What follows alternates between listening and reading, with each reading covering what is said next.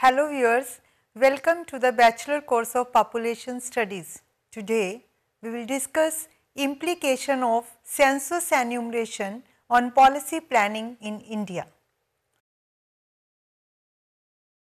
In a number of countries, the population census plays a major role in the allocation of elected political seats in the government.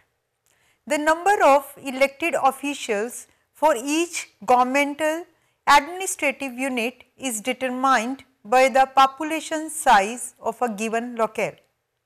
For some countries, the information is also used in the allocation of government resources. The size of the population determines the amount of money that is provided by government for development efforts. For planners, census information is used in just about all planning decisions.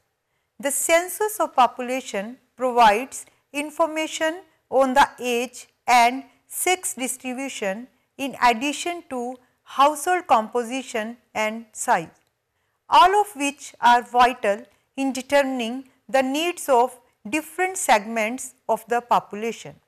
For example, the census of housing allows planners to assess changes in the quality of housing and related facilities and plan for future housing needs. Next one is use of census data. Census provides detailed and authentic information on demography, economic activity, literacy and education, housing and household amenities, urbanization, fertility and mortality, scheduled caste and scheduled tribes, religion, migration and many other socio-cultural and demographic data. This information helps the central and state governments in planning and formulation of various policies. Besides, the delimitation or reservation of constituencies, parliamentary, assembly and other local bodies is also based on demographic data. Census data can be used for different purposes such as number 1 for development planning purpose, second is for estimation of levels and variations in population and housing characteristics, third for estimating source of labor force, fourth for identifying the role of women and their economic and social standing, fifth for learning about special population groups, sixth for research purpose, seventh for economic purpose. Implication of census enumeration on policy planning in India is divided into two parts. One is implication in economic policy formulation, second is implication in social policy formulation. Now, the first one is implication in economic policy formulation. Number 1, macroeconomic policy. The census data is useful in national income estimates. An analysis of areas of different population size with different characteristics certainly serves as a basis for government plans and investigations in basic social capital. The data on economic activity and educational levels of the individual as collected in the census is very important for manpower planning. Second is public expenditure policy. Public expenditure is the expenditure incurred by the government at various levels.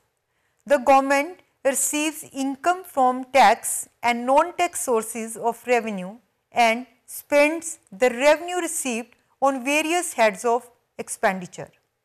Most of the economic and social infrastructure consisting of roads, bridges, dams, canals, transport and communication, public hospitals, education at all levels are provided by the government in modern economies. Based on the population census, the size and composition of the public expenditure determines the extent of economic welfare enjoyed by the citizens in any country. Third is investment policy. The requirement of infrastructure for a country depends upon size and need of its population. Infrastructure facilitates investment in industry and other sectors. If a good infrastructure facilities has been provided by government, the businessman would like to go for more investment in various sectors as these facilities give boost to industrial development. This encourages the business people to invest in expansion and diversification of their business activities. Fourth is price and inflation policy. Based upon the analysis of its population census, the government adopts the measure comprising of price control or ceiling on prices, especially of essential commodities. Rationing and fair price shops are the channels through which the public distribution system is operated. Import of essential commodities may be required to maintain the supply. The next fifth point is industrial production policy. The industrial sector is one of the important sectors of the Indian economy, both in terms of its spread over the economy and its contribution to the generation of income, employment and foreign exchange earnings. The population census helps the government in formulation of its industrial production policy.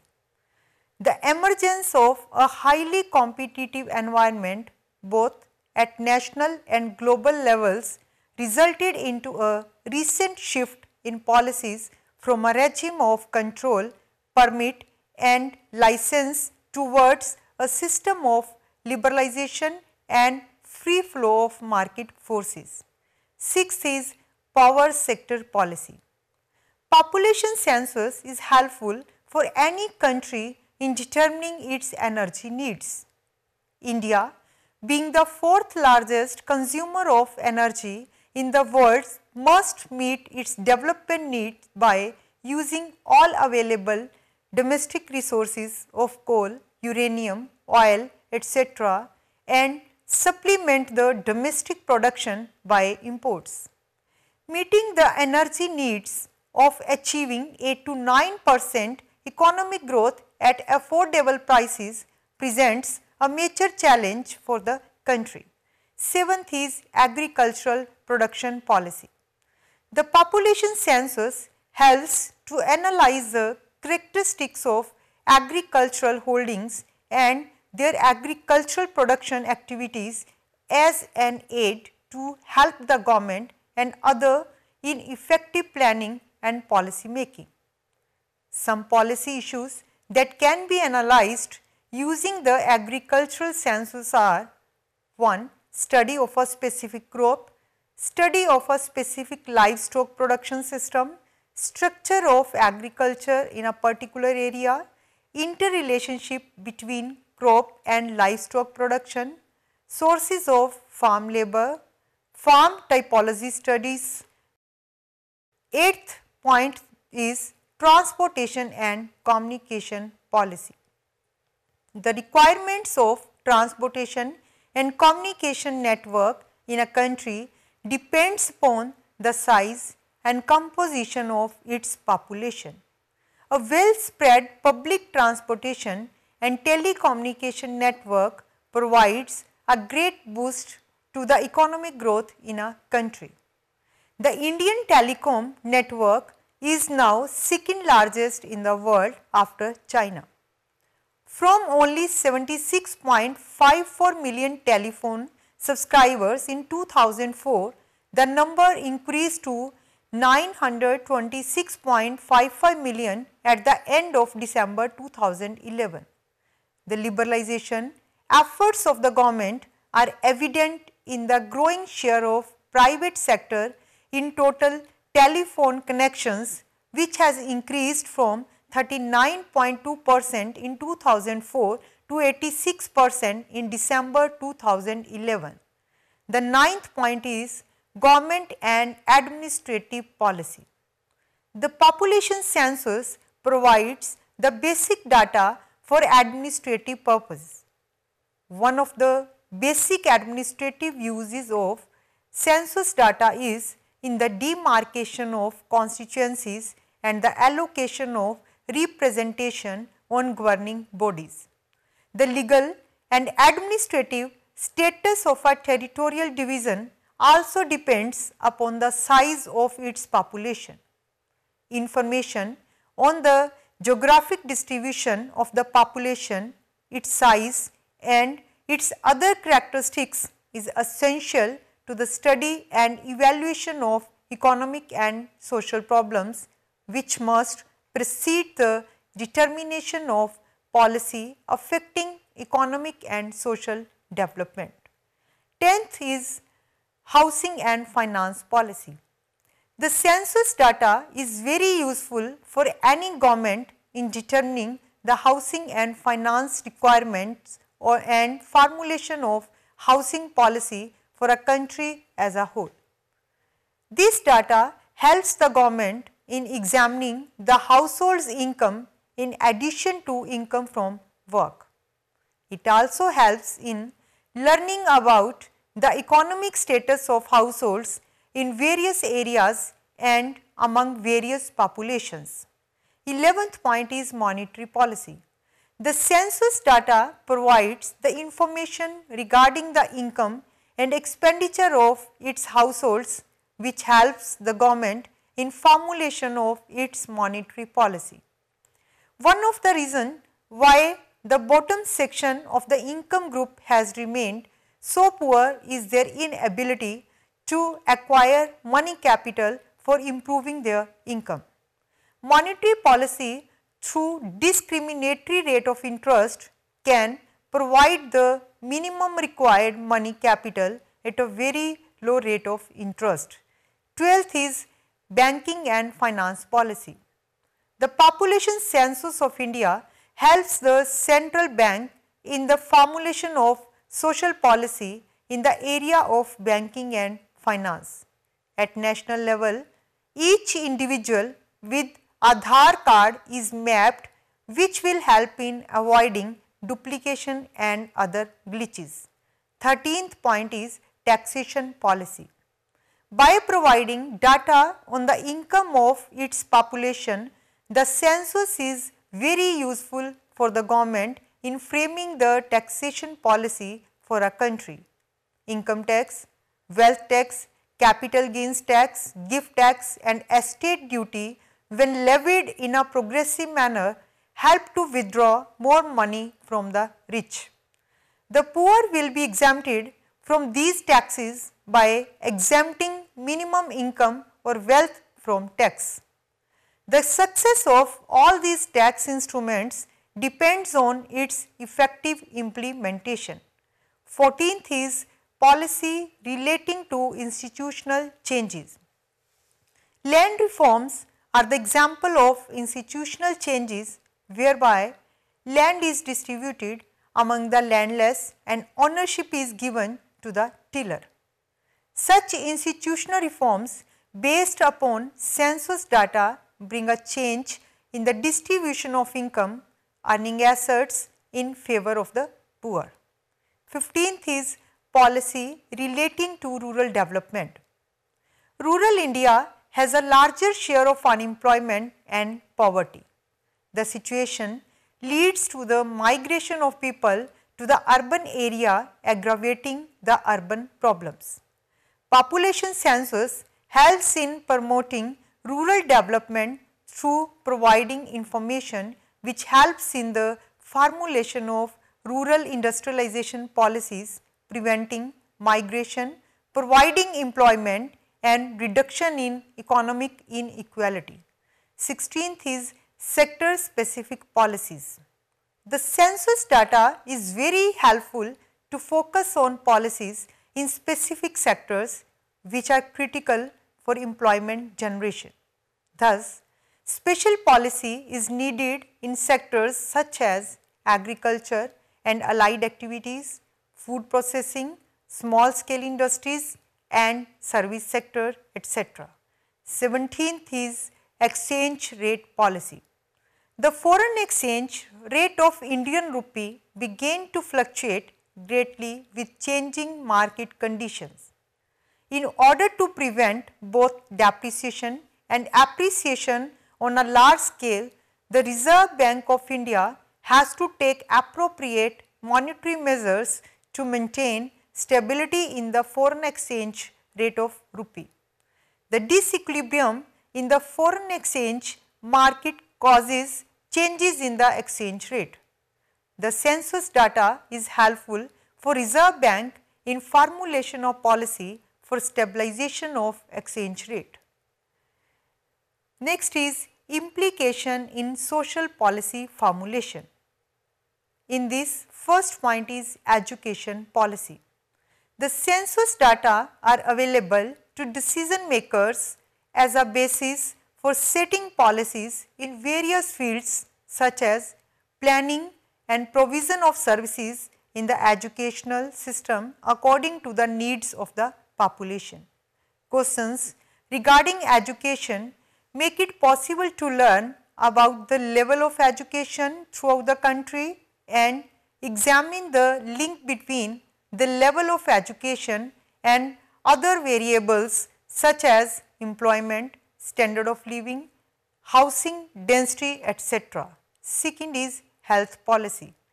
The formulation of health policy for the citizens of a country depends upon the size and composition of its population. All this information is provided by the population census in detail.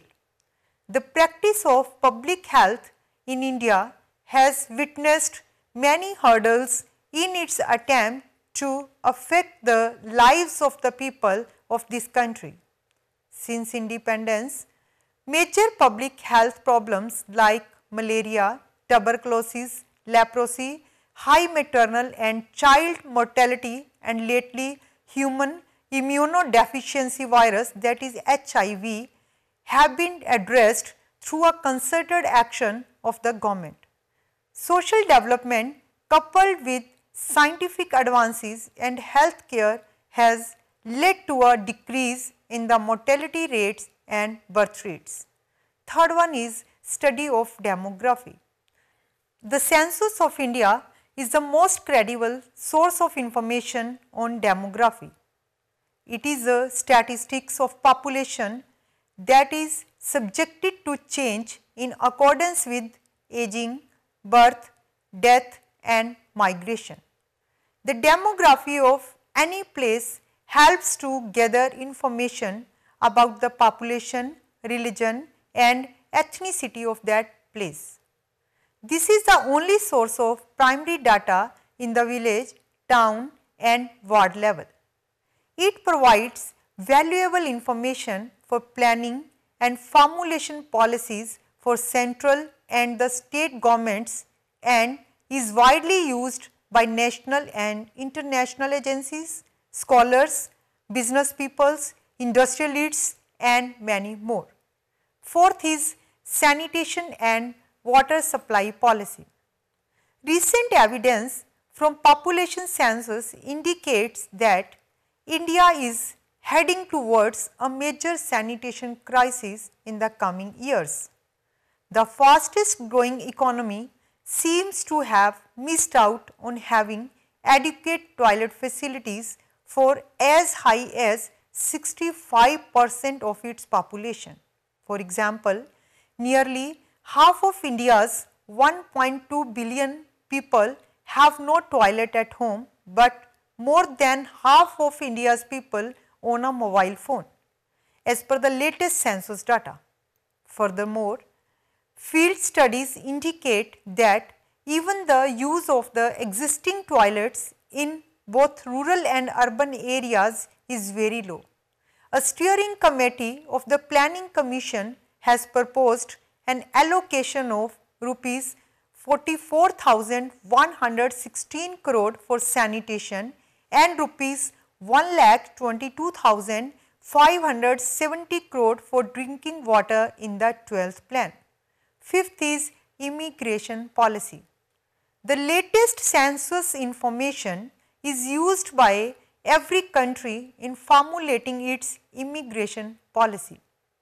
India has one of the world's most diverse and complex migration histories. Within the last decade, the Indian government has shown significant interest in the diaspora and established a number of diaspora policies. With the financial resources of the diaspora in mind, the government amended investment laws and established the Overseas Indian Facilitation Centre in 2007 to make it easier for Indians abroad to invest. Sixth is religion and human right policy. The data on various religions in a country can be made available only by a population census. India is a secular republic with all religions offered equality under the law. Some state governments enforced existing anti-conversion laws. The country is the birthplace of several religions: Hinduism, Buddhism, Jainism and Sikhism, Muslim and Christian communities. The vast majority of citizens of all religious groups lives in peaceful coexistence and are conscious of religious freedom and minority rights. However, at times violence between religious groups and organized communal attacks against religious minorities occurs. The government provides a strong official legal protection to the minorities. Seventh is public service policy. In order to cater the needs of the population, it is imperative that we get specific micro level data of the population in hand so that it can be effectively utilized to contribute to India's growth story. Registrar General of India with its census data is a huge repository of information and data sets which can add value to the growth of the country. These data, when integrated with data sets and information from other credible sources, namely UID, will enable us to analyze trends and simulate situations. It can provide us with much needed information to enhance public service delivery and promote evidence-based decision making. Eighth is population policy. The National Population Policy 2000 consider population stabilisation as an essential prerequisite for sustainable human and social development with more equitable distribution. The National Population Policy was announced in February 2000. The National Population Policy 2000 affirms government's commitment towards voluntary and informed choice and consent of citizens while availing of reproductive healthcare services and continuation of the target-free approach in administering family planning services. The National Population Policy 2000 recognizes the need to simultaneously address issues of child survival, maternal health and contraception.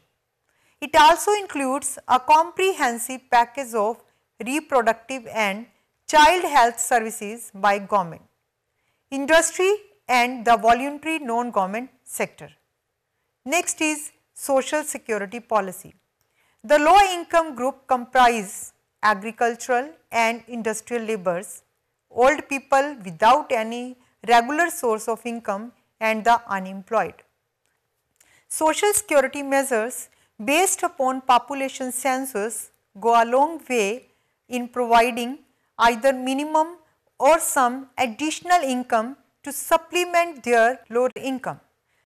The social security may comprise old age pension, unemployment benefit, social security insurance. The 10th point is government policies to generate employment. Based on the census data, the government has been financing various types of special programs designed to create additional employment opportunities to supplement the employment generated by the economy in the normal course.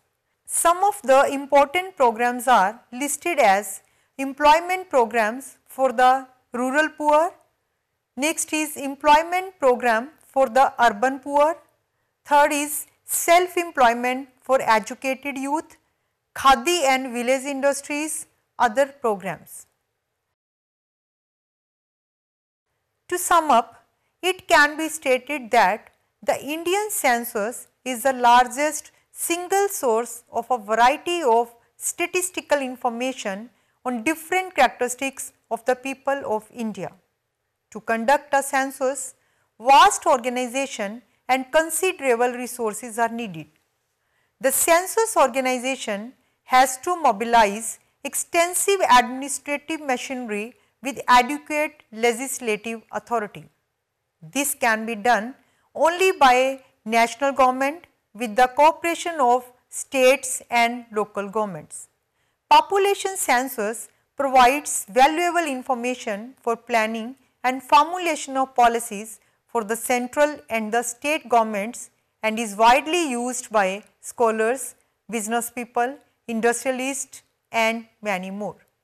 Census is a basis for reviewing the country's progress in the past decade.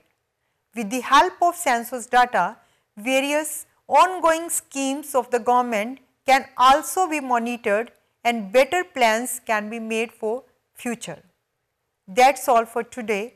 In next lecture, we will continue with some related issue. Thank you.